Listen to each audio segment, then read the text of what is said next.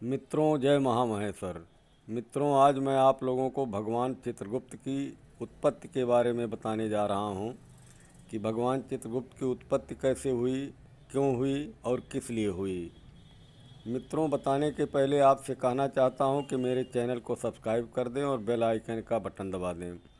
मित्रों, एक बार धर्मराज यमराज को प्राणियों के कर्मों का लेखा जोखा रखने में बहुत परेशानी आने लगी, जिसकी वजह से संसार में अराजकता की स्थिति पैदा हो गई और स्वर्ग और नरक की व्यवस्था बिगड़ने लगी।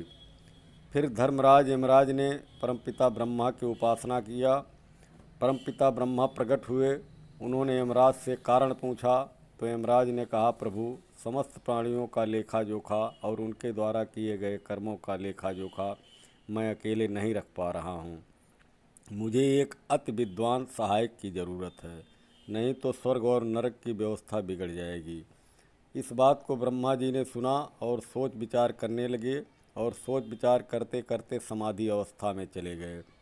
समाधि अवस्था में ही उनके काया से यानी उनके शरीर से एक परम तेजस्वी, चंद्रमा के समान मुख वाला तेजस्वी दिव्य पुरुष उत्पन्न हुआ, जिसके एक हाथ में कलम दवात और दूसरे हाथ में पुस्तक थी। उस दिव्य पुरुष के प्रकट होते ही परमपिता ब्रह्मा की समाधि टूट गई। समाधि टूटने के बाद परमपिता ब्रह्मा ने उस दिव्य पुरुष से कहा कि अपना परिचय दो। परिचय पूछने पर उस पुरुष ने कहा, हे परमपिता, मैं आपके काया से ही उत्पन्न हुआ हूँ, आप मेरा नामकरण कीजिए। इस पर ब्रह्मा जी ने कहा, हे दिव्य पुरुष, मैं जानता हूँ कि तुम मेरी काया से ही पैदा हुए हो। मेरी काया से पैदा होने के कारण तुम्हारा नाम कायस्थ चित्रगुप्त होगा और तुम आज से समस्त चराचर जगत के प्राणियों के कर्मों का लेखा जोखा रखोगे। उसी लेखा जोखा के आधार पर ही धर्मराज यमराज प्राणियों के न्याय की व्यवस्था करेंगे। इतना कहकर ब्रह्मा जी ने धर्मराज को कायस्थ चित्रगुप्त को सौंप दिया और कहा कि आज से इनको कायस्थ चित्रगुप्त ही कहा जाएगा और इनकी संतानों को कायस्थ कहा जाएगा।